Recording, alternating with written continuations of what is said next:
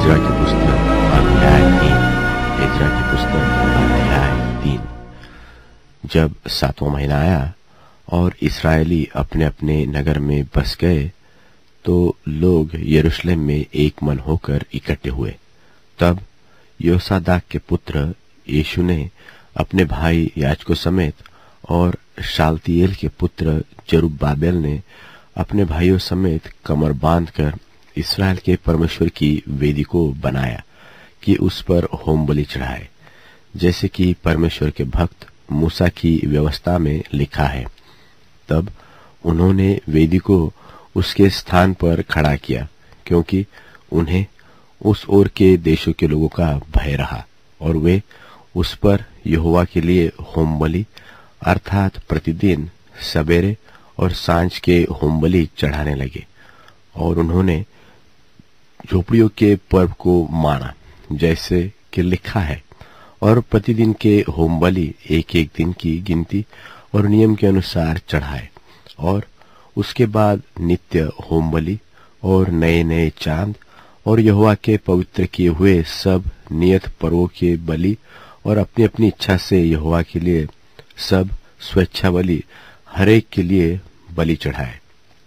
7वें महीने के पहले दिन से वे यहोवा को होम बलि चढ़ाने लगे, परंतु यहोवा के मंदिर की नेव तब तक न डाली गई थी।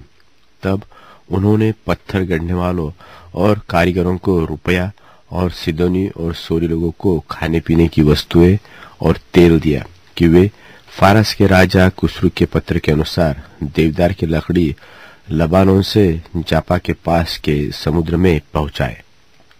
उनके परमेश्वर के भवन में जो यरूशलेम में है, आने के दूसरे वर्ष के दूसरे महीने में शालतिएल के पुत्र जरुब्बाबेल ने और योसादाक के पुत्र यीशु ने और उनके और भाइयों ने जो याजक और लेवीय थे और जितने बंधुआई से यरूशलेम में आए थे, उन्होंने भी काम को आरंभ किया।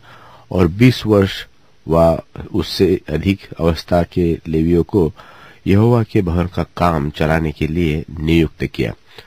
तो यीशु और उसके बेटे और भाई और कदमिएल और उसके बेटे जो यहूदा के संतान थे और हेनादाद के संतान और उनके बेटे परमेश्वर के भवन में कारीगरों का काम चलाने को खड़े हुए।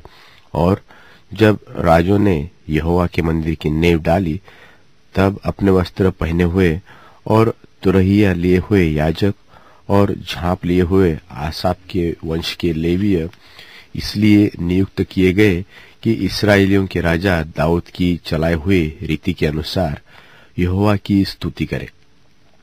सो वे यह गाकर यहोवा की स्तुति और धन्यवाद करने लगे कि वह भला है और उसकी करुणा इस्राएल पर सदैव बनी है।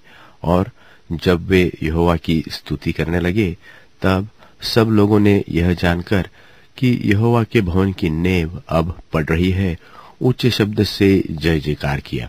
परंतु बहुतेरे याजक और लेवीय और पूर्वजों के घरानों के मुख्य पुरुष अर्थात वे बूढ़े जिन्होंने पहला भवन देखा था, जब इस भवन की नेव उनकी आंखों के सामने पड़ी, तब फूट फूट कर रोने लगे और बहुत तेरे आनंद के मारे ऊंचे शब्द से जय जयकार कर रहे थे।